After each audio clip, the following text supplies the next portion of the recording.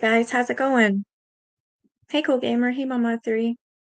I haven't been on here in so long. It feels so weird. Mhm. And I didn't tell anybody. I just kind of did it. I want to continue reading this book before we forget what the heck it's even about.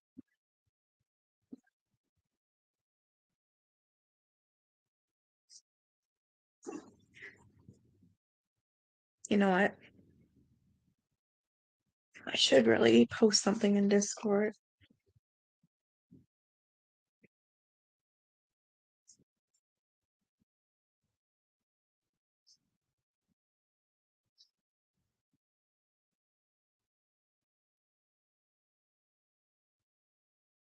Why can't I find Discord? Oh, there we are. So how's everybody been doing? Are you guys affected by the fires at all? It's bad here.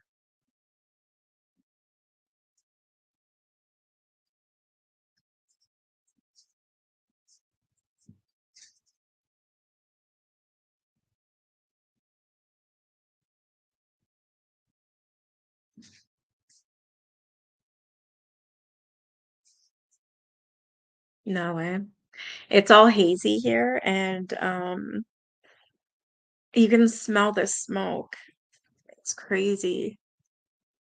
It's scary. I feel bad for all the people that have to leave their homes and all the people and all the animals. If you have asthma, it's not good. The air's all polluted.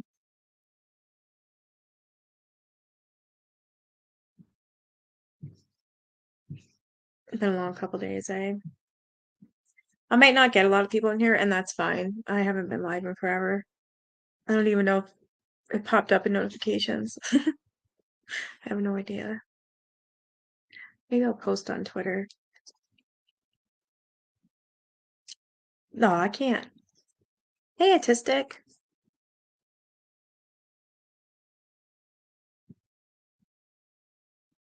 You're still good in Winnipeg?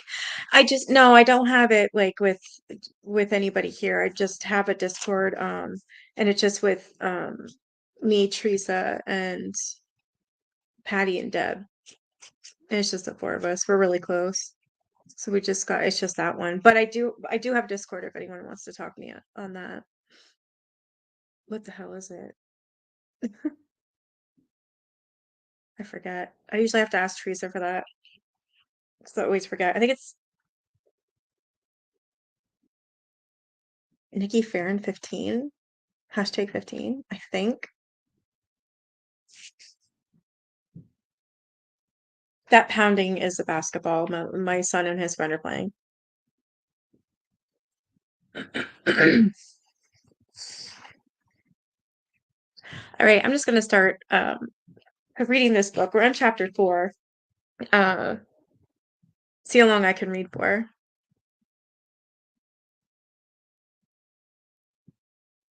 Really?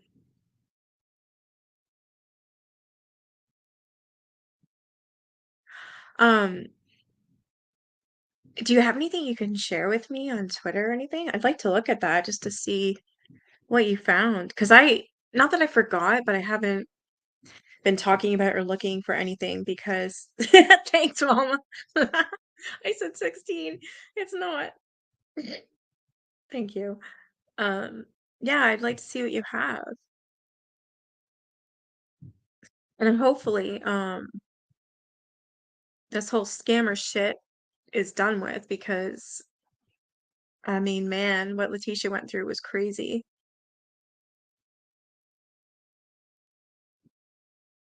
All right, I'm gonna start reading. So we are on chapter 4, and this one's titled Rebellion. Thanks. I don't have a very good memory.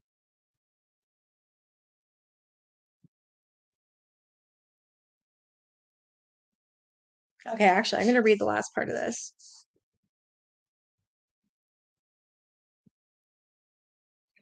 This is after, okay, so Warren was gone and Brenda was in charge of the kids, and she always picks on Becky, apparently. So the kids acted up a bit.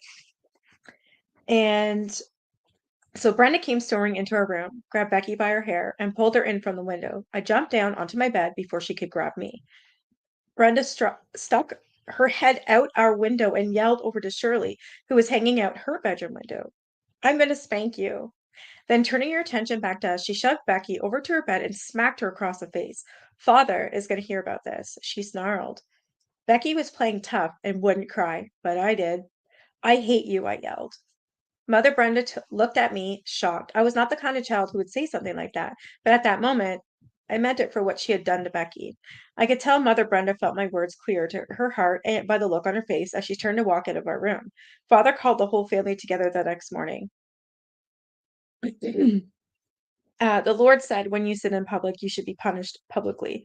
I got a report last night. You girls sinned in public by disobeying the mother I left to tend you, and then were disrespectful and rude. I want all the mothers and children to see how wrong you were. It wasn't public if it was in the house. Father picked up a yardstick. Becky, you will receive your punishment first because you were the most disobedient. Come here. Becky stepped over to him and he began whacking her legs. She wouldn't cry, so Father hit her harder. She still wouldn't cry. You're playing tough, girl? Well, we'll see, Father continued, hitting her harder and harder until snap, the yardstick broke. But Becky didn't break. Mother Annette started to cry and walked out of the room. I turned my head to look at the window so I wouldn't have to watch as Father spanked Melanie, Shirley, and Angela in age order. Then Father turned to me. I'm not going to spank you because you are now too old for me to spank, but I want you to know that I'm very disappointed in you. To the family, it probably looked like he was playing favorites, since Becky and I were the same age, but I knew in my heart it was because of what he did to me in secret. Father liked to reserve his punishment of me for when I disobeyed him till then. Sick bastard. All right, now we're on chapter 4. So by 1997, Father had 6 wives, and the house was bursting at the seams with children. So he arranged for our house to undergo a major renovation and expansion. Church members donated a lot of time and money to make this possible. When the construction was finished, there were 14 bedrooms, and the new kitchen was enormous, with all new oak cabinets, a commercial stove, a walk-in refrigerator, and white tile flooring. There were custom-made oak tables with benches in the huge new dining room so that the whole family could eat together. Even the living room got a total makeover with beautiful green carpet and cream curtains and new couches. There was a lovely new piano too. I was so excited that our house was so beautiful after all those years of mismatched secondhand stuff. The work done on the outside made me sad though. The workers had torn out the trees we used to climb, the fruit trees we used to eat from, and the beautiful rose bushes I loved so much.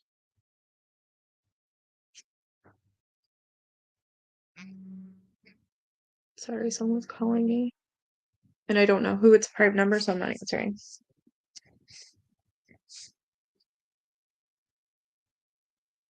Now there was just the solid cement wall circling the property, with some newly planted small trees and shrubs. The woods, where we'd spent so much time as children, were no more. Father seemed to be paying more and more attention to how we girls were maturing. One evening we were sitting in the living room as a family after the youngest children were in bed. Becky stood up and said, I'm going to go shower. A few minutes later, she walked back to the living room on the way to the bathroom with her clothing and shower items in her arms. As she passed the couch, she dropped her deodorant. What is that? Father said. Bring it over here. Becky picked it up and brought it to Father. He turned it over in his hand and furrowed. Have I approved this? I don't remember approving you to use such things. I want you to come talk to me about this after you shower. Becky never did go talk to him that night. They can't even have deodorant? What the hell? Father was against anything that made us smell good. Perfume was a sin, created so that women could tempt men to be immoral with them, according to him. Hey, angels. That's sick. Rachel, you can't comb your hair like that. It will make the boys look at you, Father said to me more than once the year I turned 13.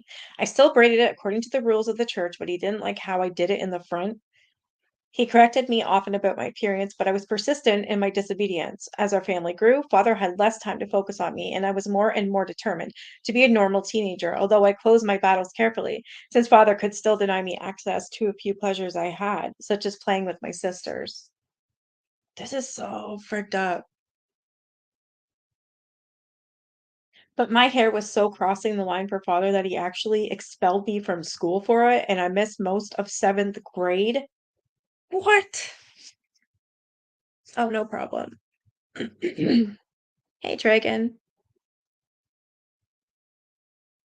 I know, I read out your comment, Dragon. Oh my god. It was funny.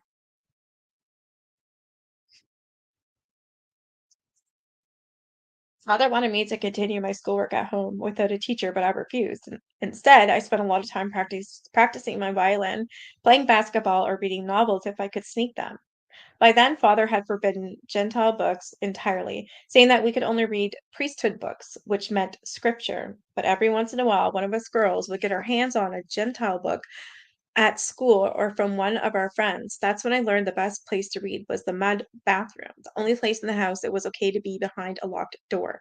The only downside is that the toilet seat was really uncomfortable and cold, and sometimes I thought the ring around my butt would be permanent.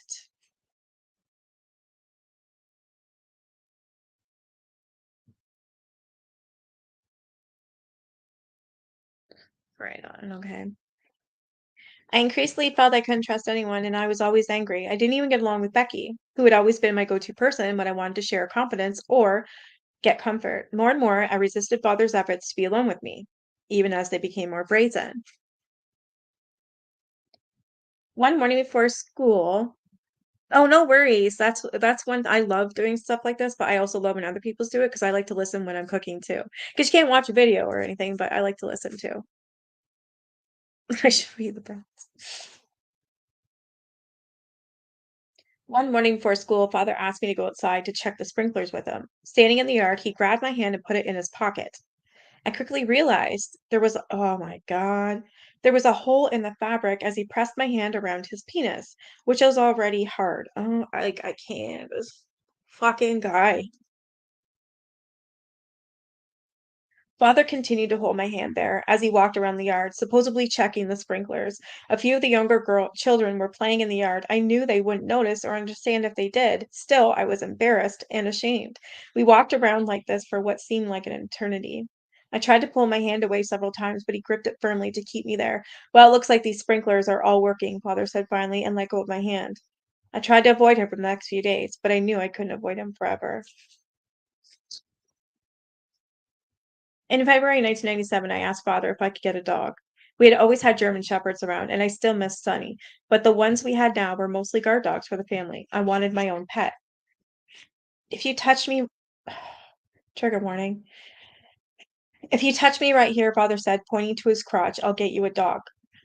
I turned my back to him. Why is this the only way he will be kind to me? Will he ever stop doing this to me? I knew I would have to give in. He did get me a dog, and I loved it, but whenever I thought about what I had to do to get it, I shuddered. Mostly I continued to disobey father, and I could, so father punished me by leaving me at home when he took my sisters on vacation to our or to out to restaurants. The family looked at me in wonder. How does she dare disobey father so much? I knew I could never tell them the reason. Father had been very clear on this point. If I told anyone, I would lose all hope of having anything good in my life, common blessings like clothing and personal needs. If I wanted him to choose a good husband for me down the road, I knew I had to stay in his good graces. Father wrote me a letter that year explaining that I needed to get in the habit of praying to Heavenly Father if I wanted good things in my life. If the prayers didn't work, then something in my life wasn't right. He told me he loved me and that he wanted me to be a good, clean girl that will be useful to the prophet. And still, father's abuse of me continued. Yeah, that's not a good, clean girl when what the fuck you're doing to her, you sick fuck. Sorry about my language. I want to go through this book and kill this guy. The Lord wants us to move to Short Creek before the year 2000 to protect us from the coming destructions, Father announced in September of 1998. For years, we have been told that the world will be destroyed in 2000 and only the righteous would survive. Father held this threat over our heads to make us obey him. I grew up believing I would die that year because there was no possible way I could be good enough to be saved. Even something as minor as arguing with my sisters or complaining about chores meant I was doomed. But even the promise of salvation didn't mean I wanted to move to Short Creek. I hated the desert. Father's announcement came just a few weeks after Grandfather Rulon had a stroke that left him incapacitated. Grandfather was still the prophet, but father started running the church from then on. Father would consult with grandfather on yeah, consult, she's saying, with grandfather on decisions regarding the church and its members, but he wouldn't allow anyone else to speak or to see grandfather. It was only through father that we learned of the prophet's revelations. Father had been ordained to the office of the first counselor to the president of the Fundamentalist Church of Jesus Christ of Latter-day Saints, which basically made him the prophet's right-hand man. I knew that a person must be righteous to hold an office in the church. I wondered how God had let this happen. No worries, angels. I don't blame you.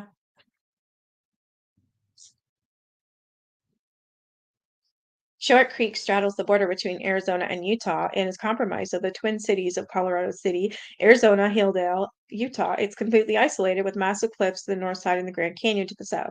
So just one main highway goes through town. The FLDS church leadership liked that. It made it much easier to monitor who was coming and going. Short Creek had started a small ranching community at the beginning of the 20th century, but Mormon fundamentalists started settling there in the 1920s, hoping to practice polygamy and peace. It didn't work out like that. In the 1950s, the governor of Arizona, John Howard Pyle, sent the National Guard into the community to stop the polygamy, which was a felony, according to state law. The guardsmen arrested the entire population of the town, including the children. Some children were kept away from their parents for as long as 2 years, and some were never returned at all. The governor made the mistake of inviting the press to witness the raid, and the sight of children playing in their yards being taken into custody did not make journalists sympathetic.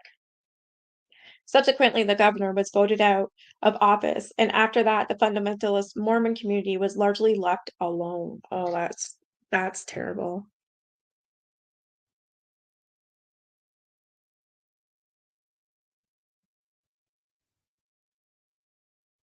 How Jill is toxic. Really? She needs a fucking life. I don't know why people like her subscribers aren't calling her out and telling her, like, clearly you're maybe having a little bit too much to drink. You're manic. I think you've overdone it on your addies. You need to calm the fuck down. Like, you do have a husband and a child. Go be a mom. Go be a wife.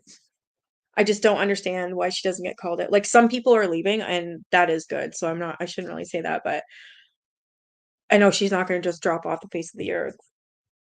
I wish she would. By the time Father told us we were to move to Short Creek ourselves, most FLDS followers were already living there. Becky and I thought Short Creekers were bummy and junky, and we swore not to be friends with them for fear we too would become weird. Becky complained that all that sand and red dirt meant we'd never have a neat day again, too. And those last few days in Utah, we went on a lot of hikes and took lots of pictures of our home and the mountains and as keepsakes. It was autumn, and the leaves were making a showy display of red and orange and gold. I'll never forget how beautiful it is here, I said to Becky one day as we picked wild raspberries and sat in the tall grass. Or how much fun we had, Becky said. It took all of September and October to pack up and get ready to move. By this time, Father's family numbered 31 members, with 7 mothers and 23 children, all living under one roof. That is insane.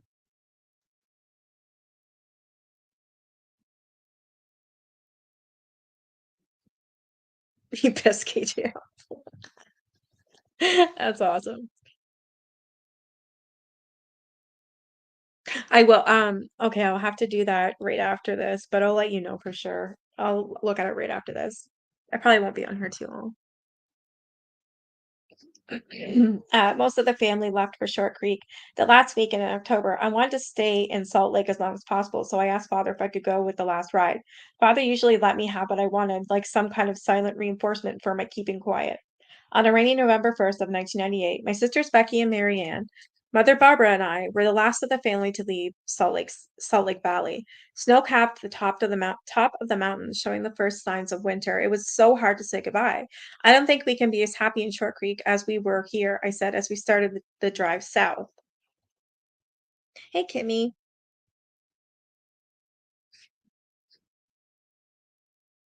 Please tell me how to piss her off. Oh man, I got blocked again. Oh, it's ridiculous. I keep getting blocked.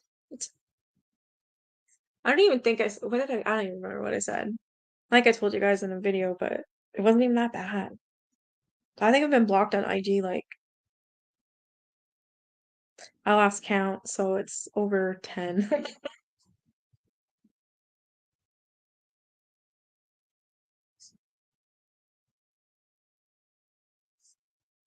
I don't think we can be happy in Short Creek as we were here, I said as we started the drive south. I know we can't, Becky said. We'll make it fun, Marianne said in her usual enthusiastic way. Becky and I looked at each other and rolled our eyes. 3 days later, I turned 15, a milestone I marked by baking my own birthday cake. Father gave both Becky, whose birthday was 2 months later, and me beautiful cedar hope chests. Inside were baby clothes and dishes, a hint of our impending futures as wives and mothers. That's creepy. Crybaby KJ. Since father's elevation to first counselor, our family now had some money, and father spared no expense building us a huge new home in Shore Creek. The house had 17 bedrooms, but with so many children now, doubling up was a luxury we no longer had. Sandra now shared a room with Becky and me. The enormous kitchen had a huge commercial stove, an industrial dishwasher, and 3 large refrigerators. There were now 3 long custom made oak tables to accommodate the family at meal times, and 3 long couches in the living room. But it was father's big green recliner that took center stage. The piano was situated by his chair, so he could guide whoever was playing in the songs he wanted to hear. Music was very important to him, and we had a family sing every Sunday night. Although it was limited to hymns and devotional music, we composed ourselves. Outside, father had the workers build a basketball court and a sandbox with swings to keep the increasing numbers of children occupied. Hi, Leanne Wager. Yeah, she's got to be. She needs that channel taken away and her Instagram because she's gonna get worse. She's never gonna get better. Yeah, I agree. She does need to be focused on her son. Yeah. There was also a landscape yard and a fence in garden where we would grow fruits and veg. Father Roulons with just a short path between our house and his. There was a trampoline in grandfather's yard that we girls would jump on whenever we could. Father wouldn't allow us to have one of our own. I had stopped going to school after 8th grade, but the year we moved to Shark Creek, I began teaching 3rd grade at the church school, Jeff's Academy. I taught physical education to other classes as well. 15 years old and you're already like a teacher? That's wow. My little sister, Teresa, was in my class. She had the most beautiful strawberry blonde hair and tiny nose with freckles splashed across it. I adored her, but I loved all my other students as well. And I like to think that they loved me. All the teachers at the school were volunteers, so we received no pay. Father was still the principal, as he had been at Alta Academy, and still taught the morning classes. But now he was also busy with church business, so math and the other classes he used to teach were now taught by someone else. Father was also busier at home. He took 10 new wives in 1999, which was a big adjustment for the whole family. Some of the new wives were as young as me, 16. Yet father's children were required to call all of his wives mother. Some of these new wives became our friends, and others chose to inhibit the role of mother to the fullest extent they were able. Jennifer and Joanna Steed married father in October that year. Joanna was particularly naive, and Becky and I took every opportunity to tease her. We weren't mean, but we had our fun. 2 days after Joanna came to live with us, I went to her and said, Father wants me to tend to you today. Really? Does he not trust me? Joanna said. I don't know. He just asked me to tend to you today. We're supposed to watch over you, make sure you do good things, and don't get into trouble. Right, Becky? He's anxious that we keep a good eye on you, Becky said. I don't plan on getting in trouble, Joanna said, a little disconcerted. Don't worry, it's not that. He just has so many wives to keep track of, I said, trying not to giggle. Becky and I spent the day with Mother Joanna, taking her on walks, swinging on the swings, and going to the grocery store. Every night after dinner, Father conducted family class with grandfather's family up at grandfather's house. A little before the 8 p.m. start time, we corralled Mother Joanna to go up with us to class. Father's going to be so proud of you when he gets our report, Becky said as we walked along the path. The class lasted about 19 minutes. Afterward, Mother Joanna approached Father and said, Warren, what do I need to do so that you will trust me enough to not get tended? Before Father could say anything, I jumped in and said, She did really well. I think she won't need a tender tomorrow. I gave Father a big smile. Father quickly caught the joke and burst out laughing. Joanna, did you really believe these girls were serious? Poor Joanna started crying and left the room. So Becky and I ran after her and apologized. I never thought you'd believe me, I said, but you went along with it so well. We didn't know what to do but keep pretending. I hope you forgive us. Joanna started to laugh. I guess that was stupid of me to believe you. Yeah, I remember you telling me that. Yeah, the people from Holding Out Help have been notified about her, so her reputation precedes her. I don't know if you remember when she mentioned that she had a Kingston. Vaguely, yes. And I do not believe at all that she is going to be part of the 7M docuseries as well, or documentary. There's no way. Absolutely no way. People do, like, you know what I mean? They're going to have to vet their sources. And she, like, look at her behavior right now because she didn't get into Shiny Happy People. It's bullshit. She ain't get, she's, no. There's no way in hell they're going to allow her on that. Joanna's sister Jennifer was one of the new wives who took the job of mother seriously, but it was hard for me to obey someone who was only 2 years older than me. I couldn't even imagine. One day when I was playing piano in the living room, she came in and ordered me to go help make lunch. I ignored her and kept playing. I'm going to call father and tell him you're not at your duties, Jennifer said. I gave her a look that said, get lost. Next thing I knew, I was being summoned to father's office. When I got there, he asked why I was being disobedient to Mother Jennifer. She's basically my age. What does she get to tell me what to do? That's a fair freaking question and sickening. Can you imagine having a mother that's 2 years older than you? Father sat quietly for a few minutes. This was new territory for him as well. I understand, but I need you to respect my wives as part of me. Can you do that for me? That evening at family class, Father addressed his wives. I don't want any of my wives to treat my older daughters like children anymore. I want you to treat them as you would treat your sister wives. I was grateful to Father for saying that. The wives became a lot more respectful of us girls from then on, especially when he started taking ladies who were even younger than us. Holy frig. Father's attempts to be intimate with me grew less frequent as I got older. Wow. And as he married more and more wives, it got to the point where I had almost convinced myself that he'd given up. He had not. One evening, Father took a few of us girls to St. George for dinner. Our car had bench seats, and he had me sit next to him in front while he drove, and my sisters were in the back. It was dark by the time we made the return trip home. I was just watching the road, not thinking about much at all, when Father took my hand and placed it on his groin. Fuck's sake. I tried to pull away, but he wouldn't let go. I was afraid my sisters might see, so I didn't dare fight too hard for my hand. Yeah, he did. Like 16, 17-year-olds, and then even younger than that. This is insane. When we got home, I went straight to the bathroom and locked the door. I decided to take a long shower so father wouldn't be able to get to me. Afterward, I went to Becky and said, let's go sleep in Mother Barbara's room tonight. We'd often sleep on the floor or the sofa in her room while we were growing up. I'll meet you there. I walked up to my mother's room and opened the door only to witness father and mother having sex. Mother ran into her bathroom, and I ran back to my room. Becky, let's sleep in Mother Annette's room. Instead, hurry, I'll be there. A few minutes later, I was laying on my Mother Annette's floor when Father came into the door. Rachel, are you okay? Do you want to come talk to me? No, I'm too tired, I said, and turned away from him to face the wall. I heard his footsteps as he walked away, and then heard him say, Lori, come talk to me. Lori was one of his younger wives. Several weeks later, Father announced to the family that both Mother Barbara and Mother Lori were pregnant and due on the same day. A wave of horror filled my heart. What if that had been me? I had a feeling that if I'd gone with Father that night, I could have been having a baby too. Oh my God. Wow. Father tried one more time. One night in December 1999, Father called me on the house phone and said, Rachel, come to me in my room. I had that warning feeling, but it was late and I was too tired to disobey him. Trigger warning, I would imagine. I went to his room and knocked. Father opened the door, motioned for me to step inside, and shut the door. The room was dark. Father took a seat on the sofa. Come sit by me, he said. I sat down. He took my hand and fuck.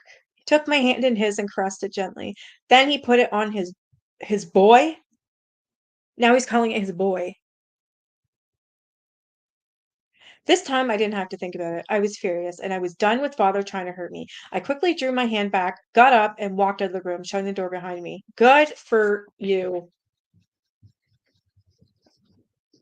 Poor girl.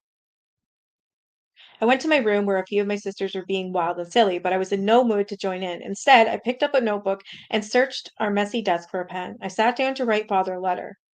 I didn't know words like molest or sexual or SA, but I knew he would know full well what I was talking about.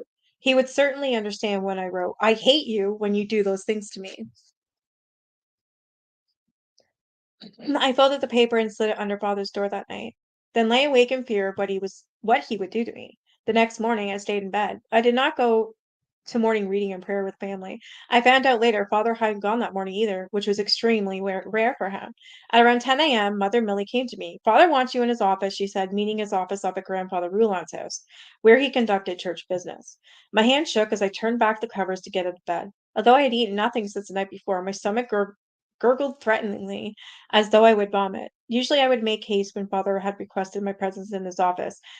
That day, my veins seemed filled with molasses, my movements awkward as I brushed my teeth and washed my face. I peered at my reflection in the bathroom mirror while I fixed my braid. None of Father's children had ever confronted him like this. No one in the entire church had done so. My future had never been so uncertain. Walking up the path to Grandfather's house, I wondered what kind of father I would meet when I got there. The door to Father's office was open when I arrived. Father was sitting in his chair. I stepped in, closed the door behind me, and took a seat right across from him, my hands in my lap. I didn't want him to see the tremors that still plagued them. Father looked at me in silence, a hurt showing a hurt, a hurt showing in his eyes that I had never seen before. I returned the gaze undaunted. I was not going to offer comfort if that was his expectation. We stayed like that for several minutes. Finally, Father's expression collapsed into one of shame and defeat. He dropped his gaze to the floor and took a deep breath. I could hear the catch in his throat. Then slowly, Father slid from his chair and got down on his knees in front of me. He put his hands together as though he was praying and said in an almost ethereal soft voice, Rachel, please forgive me. I beg you to forgive me. What a son of a bitch. He does this, telling her, brainwashing her that she has to do this for God. And now he's saying that he fucked up. Forgive me. I hope she tells everyone.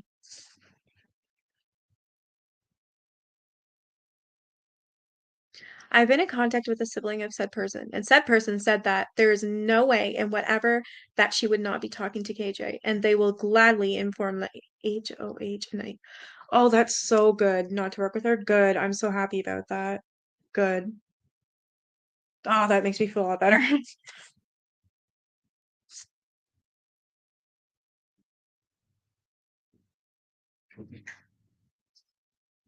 I swallowed hard to keep my emotions in check. I said nothing.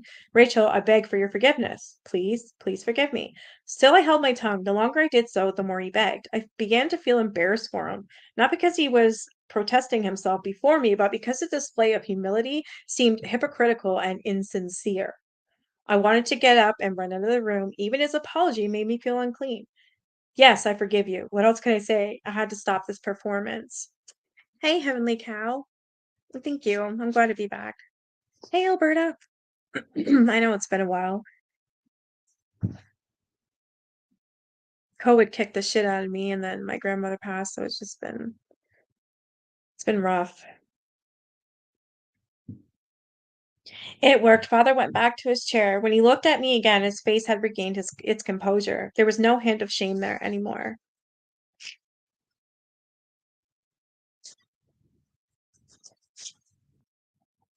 Rachel, you are and he has the balls to say this.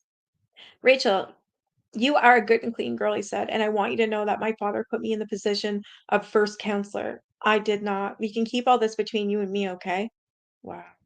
Okay, I said, in truth, I didn't want anyone to know what happened and what had transpired in the office. It felt shaming. Yet I felt a sense of relief when I left Father's office. I had a strong hope that the abuse was over and I was free. Thanks, Alberta. I'll be all right. It was rough. Took me a while to get back on here, just from being so sick. And then Graham's go. I still can't believe she's gone. I mean, she went into the hospital because of her knee. She had surgery on it like years before. She was in her 80s, and we thought maybe she sprained it, or well, we thought she broke it, but she actually like sprained it really bad. That's what she went in for. She never fucking came back out. She died. She got sick. Like, I still don't understand. I'll never understand what happened. My mom ended up, allowing them to give her that needle to help her pass. I was there the night before. It was the hard it was hard. I don't wanna talk about it 'cause I don't wanna cry. Okay, I'm gonna finish reading, or I'll read chapter 5. Keeping your enemy close. When the turn of the millennium came and went and the destruction that Father had promised didn't materialize, Father told us the world's calendar was off because God didn't want us to know the exact date of the destructions. It was a perfect way to keep the people sweet and on their toes in perpetuity. I had lost track of the number of wives Father had. It had to be dozens by then. It seemed we were always getting a new mother. I was always kind to them, but I didn't go out of my way to get to know them individually. In the meantime, my two older sisters had gotten married, which left me the oldest of Father's children at home. I was feeling restless, so in August, just before the start of the school year, I asked Father if I could be his school assistant. He was still principal of the Jeffs Academy, but his duties as first counselor and de facto leader of the church took up much of his time. We were sitting at the lunch table and he looked across at me. His eyebrows raised in surprise. Do you really want to? Yes, really, I said. Ever since I had written that letter and Father had begged for my forgiveness and my silence, I felt a sense of empowerment. Thank you. Yeah, exactly that. Yeah, it's like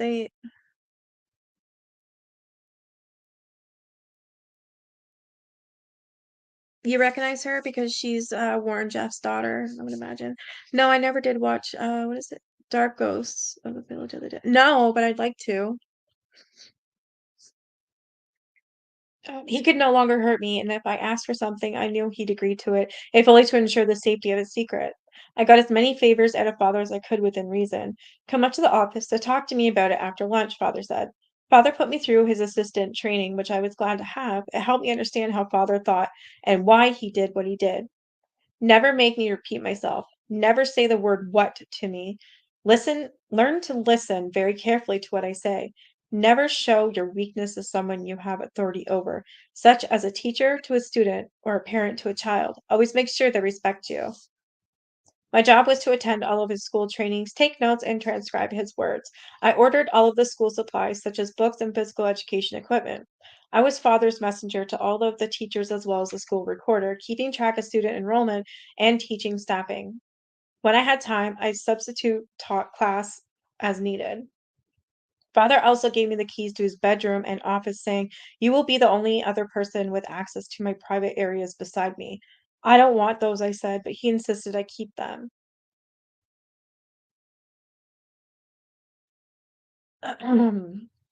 When his sister Rachel had been his assistant, she'd had the same keys. Over the next months, Father kept me close to him, but he never tried to be intimate with me again.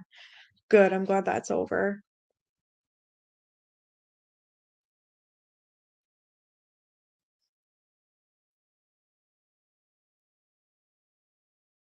That's awesome, Dragon. Happy birthday to your son.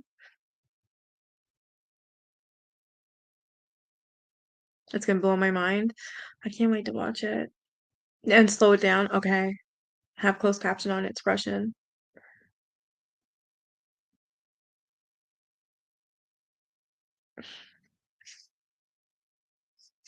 One of Father's duties for Grandfather was taking him on a long drive every day, up to 4 hours or even more.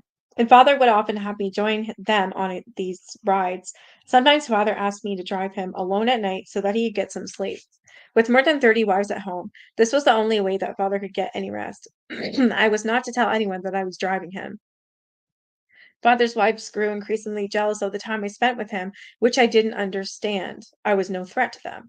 I did not love Father as they did, and the memory of what he had done to me in the past still filled me with burning anger and hatred, although, of course, they knew nothing about that. I was just trying to spend my last years at home as a normal daughter, although the reason that he favored me so above his other daughters was never far from my mind.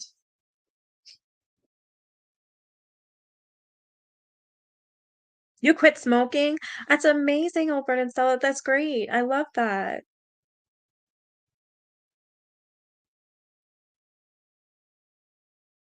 I switched to vaping, Dragon, yeah, and I still haven't quit. I don't really plan on it though. I think I'm on a very low dose of nicotine. It's only 3 milligrams. Yeah. I've been vaping ever it'll be what, 2 years in November? Or is it 3? Nah, it's gotta be 2 years. I'm about as much as that too. I started when I was 14. Crazy.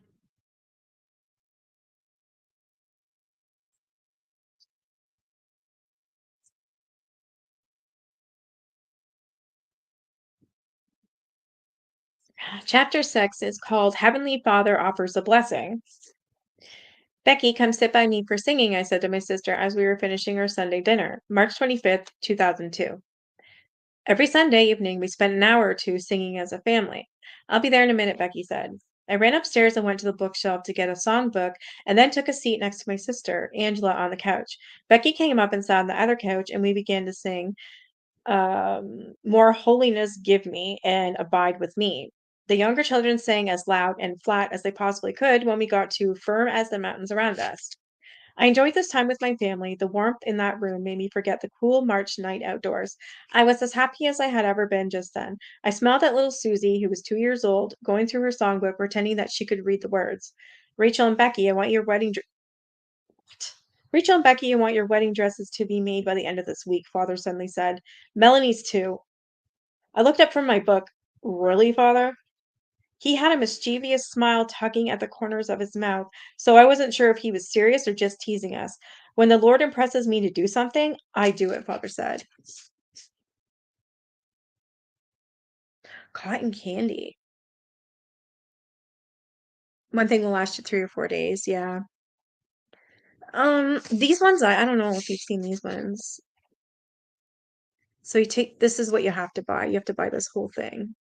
Um, and it says you're supposed to only fill it up 5 times, but I've done it more than that. Probably 10. Yeah, I've checked out Temu. I got some stuff from there. I just ordered more because it was cheap. My son wanted that's awesome, Alberta. Holy crap. My son wanted bandanas, so I ordered two off there and they were like $1.99 each. I mean, you can't go wrong with that. And then I had to buy my rings that I ended up ordering from them are big. So I had to get there's like these plastic things you can put on the back of your ring so it fits better. So I got some of those, and I don't remember what else I got. Not very much. It was only like a $22 order. That's what you use. Okay.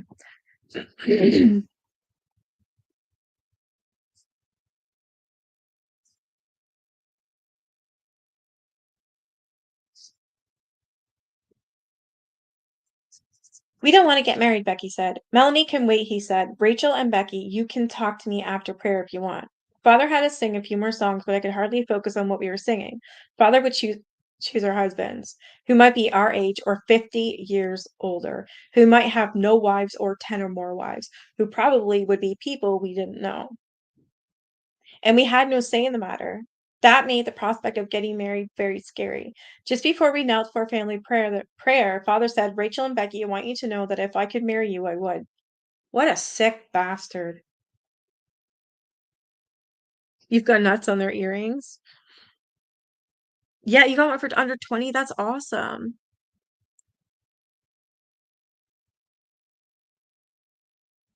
Yeah, they do. They have some really, really nice ones, actually, Dragon. Yeah. I just love looking at their website and then I'm like, I want. But I don't get I only ordered like the one time I ordered stuff, but the second time is not like I said, it's not very much. It was only 22 bucks. And free shipping, that's awesome.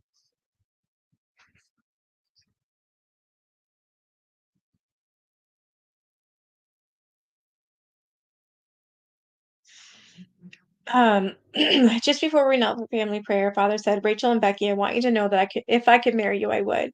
That is how special you are to me. If you weren't my daughters, you would be my wives. Wow. I'm very grateful that I am your daughter. Then Father said to the family, everyone treat these last few days with these girls very special. Becky started crying. Father called on me to say the prayer. Heavenly Father, I was so discombobulated. I didn't know what I was saying, but somehow I got through it. After prayer, all the family went through the good night line. There were so many of us that all of our daily rituals, meals, chores, and even saying good night had become almost military in their precision. First, we lined up in front of Father and one by one kissed his cheek.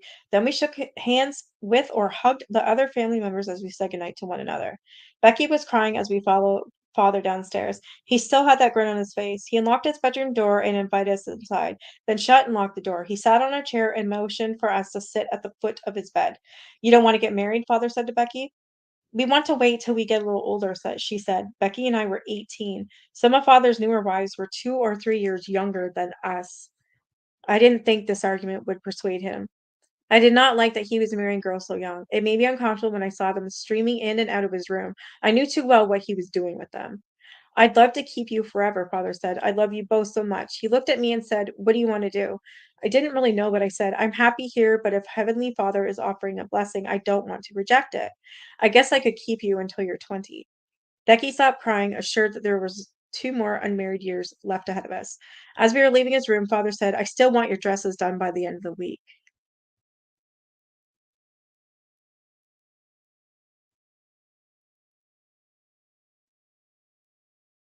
You would think, but I think because they're so mind screwed that they don't like they know something's wrong, but they don't know exactly what and if it's by like law and you know what I mean?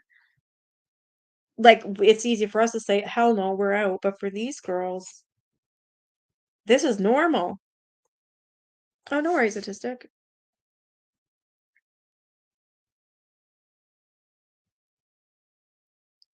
The next day, father sent Becky and me with Mother Barbara and Mother Annette into St. George, about an hour's drive to the west, to get some fabric.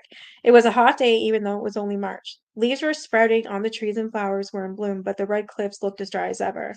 The mothers took us from one fabric store to another as we searched for the right fabric for our dresses. I wanted my dress to be as beautiful as I dared, with the best fabric, the best lace and beads sewn into the waist and yoke. After many hours and a lot of money, we went home satisfied. I went straight up to father's office and asked if he would ask Mother Aura, the same Aura who had been our fourth grade teacher and also one of grandfather's wives, to sew my dress. She was an extremely talented seamstress, and I wanted my dress to be perfect. Father picked up the phone and called her. He said, Take your fabric down to her room. She said she would start on it right away. What? I thought they weren't getting married though.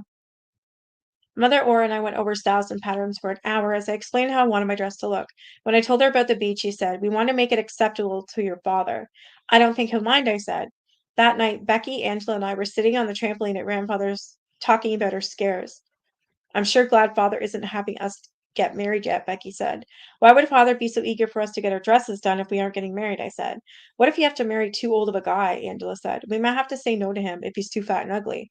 I said. Mother Aura has already started on my dress. I stood up and started jumping, bouncing the other girls up and down. I'm glad she's only working on yours, Becky said. She doesn't have to worry about mine for a while. Don't be so sure, I jumped harder. Besides, I'm not getting married if you aren't. Quit it, Angela said, trying to grab the skirt of my dress to hold me still. That just made me jump harder. He said he'd keep us until we're 20, Becky said. Angela got to her feet and tried to catch me, but I ducked out of her reach. Becky got up and tried to catch me too, and we all started laughing and chasing each other around the trampoline, forgetting all about marriage for a moment. I mean, I'm glad they're 18 at least, but holy.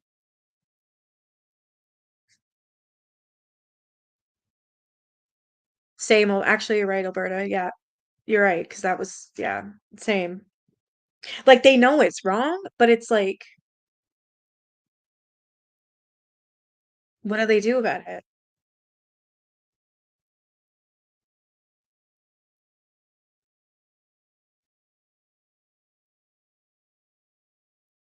What?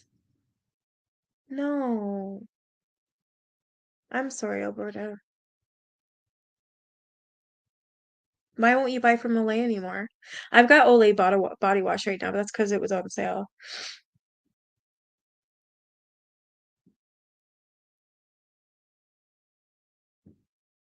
He loves the berries. Mother Ora was used to working fast. When father decided there was going to be a wedding, there was no waiting. By Wednesday, she'd already completed the bodies for me to try on. On Thursday morning, I was walking down the hall just as father was leaving his room. Rachel, I'm presenting your and Becky's names to grandfather at 1 o'clock today, so be prepared for anything. I felt my heart leap into my throat. I knew father would choose our husband since grandfather wasn't well, but if father was making a show of going to the prophet, we were definitely getting married. I watched as he headed out the door. As soon as he was gone, I looked around to make sure Becky hadn't overheard what he'd said. If she knew he was serious about our getting married, she'd call him in grandfather's office. I didn't want her trying to change his mind because I didn't want to be the only one getting married. I wanted Becky to share the fearsome journey with me. I couldn't focus on anything the rest of the morning. At 1 p.m., I found Becky having lunch in the dining room. Hey, come inside with me for a minute, I said. She picked up her bowl of noodles and followed me out to the front porch, a place we dubbed our spot, because it was our special place to talk about big life stuff. Most of the family never sat out there, so it was usually a safe bet we'd have to ourselves. We sat down next to each other on the top step. Father is presenting our names to grandfather today, I said as calmly as I could. Becky jumped up, dropping her bowl of food on the steps, and ran inside the house. I have to call father and tell him I don't want to get married, she said as the door slammed shut behind her. She came back a short time later. Father's not answering the phone. Just because he's presenting our names, it doesn't automatically mean we are getting married. It just might mean that, I said. I hope you're right. We are not a bit ready for marriage. Let's talk about something else, I said. I think it's awesome. Mother Sharon is finally going to have a baby. Me too, but I don't think you can distract me, Becky says. I'm way too worried about getting married. Just then, Mother Vicky opened the door. She had a wide grin on her face. Father's coming down the path and he wants to see you girls. Becky and I stood up and went inside. When I saw Father's big smile as he walked toward the front door, I knew that Becky and I were getting married. There was no question about it. Rachel and Becky, come to my room, Father said.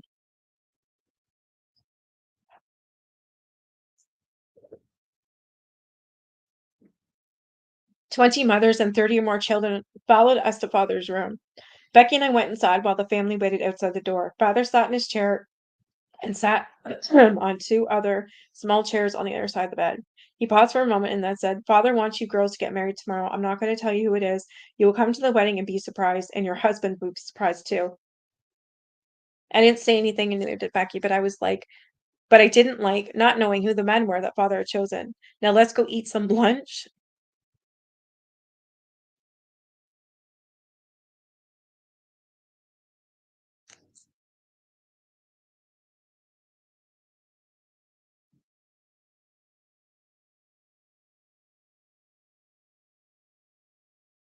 I got a lighted one too. I got mine, where the hell did I even get it? I think I got it from Wish like 5 years ago. It's probably about this big. I'm working on a diamond painting as well. It's a skull and roses. I got it as a gift. It was really nice.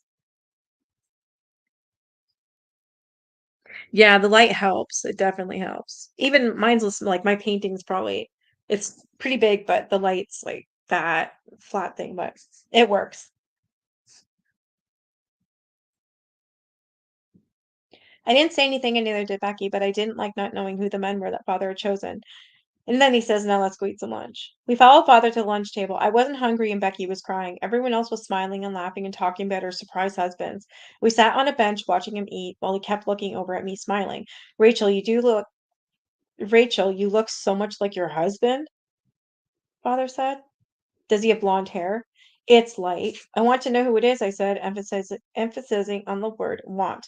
I'd always imagined marrying a man with dark hair, but that wasn't the reason for the turmoil in my stomach. Father laughed and kept eating. When he was finished with his meal, Becky and I followed him back to his room. Did you girls want to talk to me? He said as he unlocked the door. Father, we really want to know who we are marrying, just to prepare our hearts, I said. If I'm to marry a short, fat guy, I'd like to be ready for that. Oh my God. Yeah, they do have a massive selection. I do like that store. Oh, I just read that. Father smiled silently for a moment. Rachel is marrying young Richard Alred. Isn't that a big name in the IBLP or FLDS? Richard Alred. Yeah, why do I know that name? And Becky is marrying David Alred. Both of her husbands to be worked as guards for grandfather Rulon. I'd been a passenger in Rich's truck a few times when the family went on rides, but I'd never given him a second thought. Father had said to us several months earlier that we would never marry an Elred because we were related to them through the Jeffs line. Ew, what the frig? But I was also also so very relieved I was marrying a young man. I decided that I would be happy about this. I hadn't even noticed that Becky was crying until I heard her say, I can't get married to David Alred. Father was still talking. Your husbands don't know that they are getting married, and we are not going to tell them. They will come to the wedding as guards and then be surprised. I didn't really care if they knew or not. I was just glad that I did. Actually, do you want to meet them right now? Father seemed to be enjoying our reactions. No, Father, please no, Becky said. I was in agreement with her on this. It was too much to take in at once. I'll see if they are up at grandfather's house. I want you to meet them.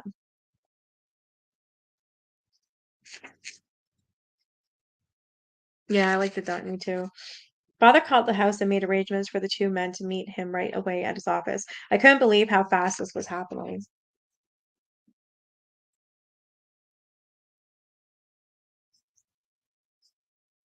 We walked with father up the path. Becky was still crying. Father, you said we could wait until we were 20. Are you worried, Rachel? Father said to me over his shoulder. Yeah, of course. He laughed. He seemed to be finding this all very amusing. When we got to grandfather's house, father took Becky into his office first, since David was already there and Richard was still on his way. I stood out in the hall by myself to wait. Then I saw Richard come through the door from the dining room into the living room. My heart started pounding so hard I could feel its beat in every inch of my body. I began sweating like I'd been running sprints. I can't do this. This is way too scary. You don't just meet a guy and marry him. Rich didn't see me. He was combing his hair. I started feeling sick to my stomach. Father's door opened and Becky came out, her face wet as a sheet. That was terrible, she whispered to me. Come in, Rachel said, or sorry, come in, Rachel, father said. Oh my God, Alberta. I've got quite a few too. I did my bathroom in uh elephants and giraffes and tigers, lions. What else? I think that was it. So it was like yeah, it was just like I don't know, I just wanted some animals like that. Like I thought it'd be pretty cool. Looks pretty in there. I like it. Yeah, I like getting frames of them too. That or just putting them on what the hell do you call those things? Um oh my God, I'm having a brain fart. They're white and they're thick. I'll remember when it's not convenient.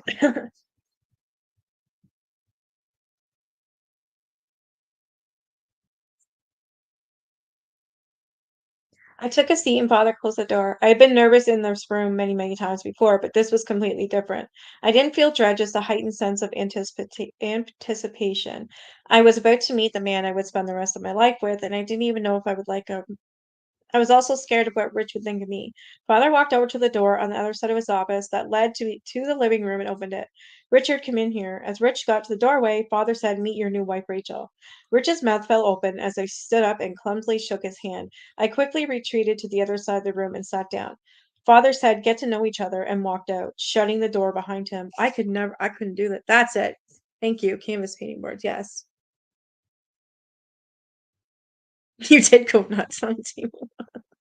Well, it's fun if you have the money. It's like might as well, especially because you go on there like, holy frig, I do need that. I do need that. I really want that. I do need this. I do, you know what I mean? Like it's hard not to, especially if you have the money to do it. Absolutely.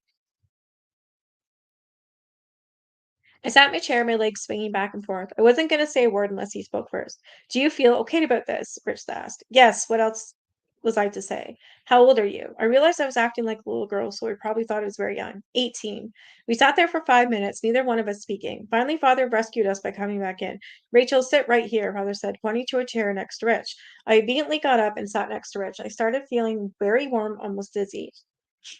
Father sat in front of us on his chair and talked to us about being married. I was much too close to Rich to hear or remember much of anything that father said, but I did catch him saying, I want you to take Rachel alone to the wedding. 3 hours together will be a good opportunity to get to know each other.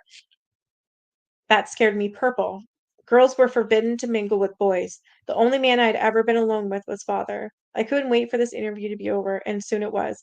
Rich had to get ready for grandfather's daily ride. He drove the bathroom trailer so that grandfather always had a place to go, no matter how far afield they What?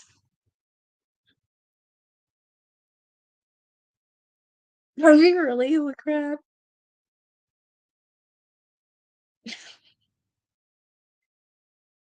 Father gave me some money to go to town and get wedding shoes. Becky and I walked back home and told Mother Barbara that Father wanted us to get shoes.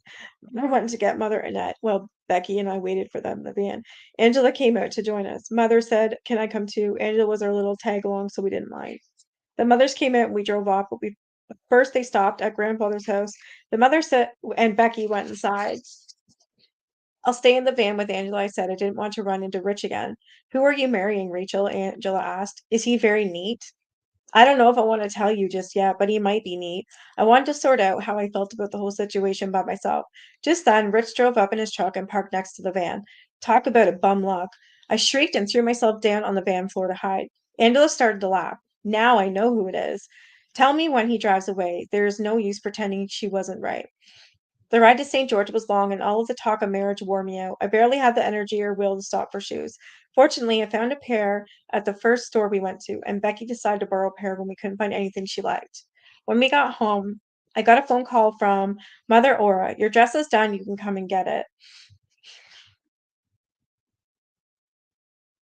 I went to her room and tried it on. She showed me how she had sewed each bead on by hand.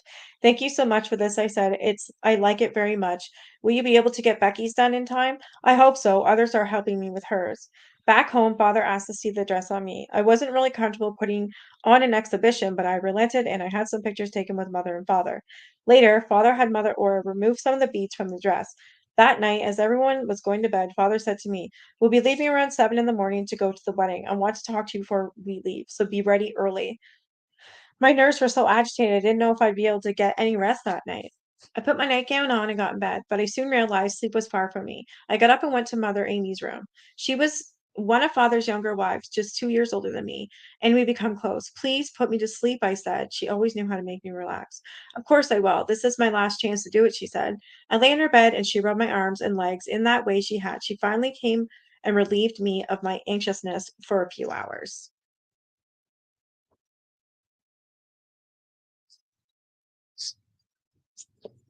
I'm gonna stop reading there because my throat's getting sore.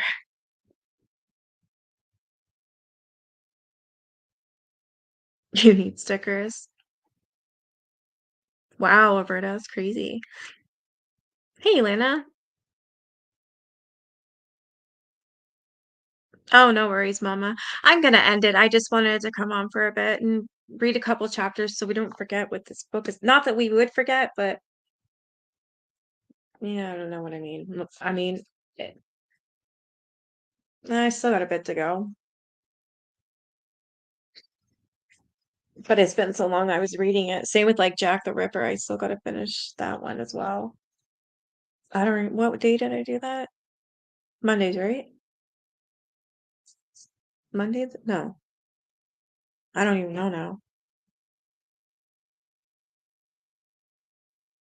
Sunday and Thursday. Sunday and Thursday? I'll figure it out. But I just wanted to at least try something. I said that I would come back in my video. I would come back today. Yeah, me too, Dragon. You can purses. I seen some purses on there and they looked so expensive. And there was like almost like a plaid on them and they were square. Oh my God, they were so pretty. I want one so bad, but I don't have enough money. And their freaking shoes. I want their shoes. They're high-heeled mules. Oh my God, they're gorgeous. There's like probably about 10 I picked out. They were, I think the most expensive one was almost 50. They're really nice though. I really like them.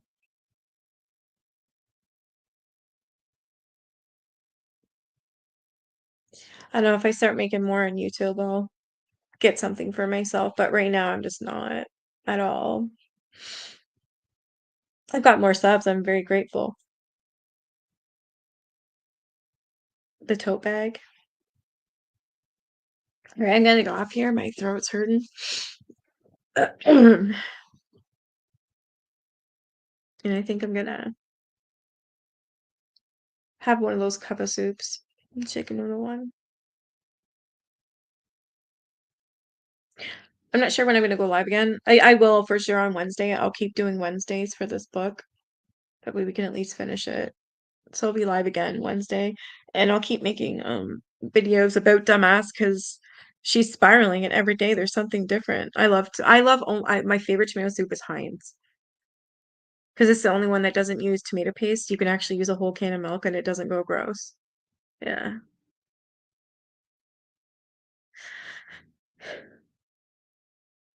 Oh, I love the color pink. It's my favorite color.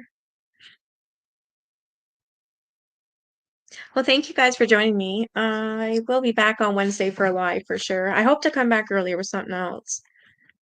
Maybe another book or just oh,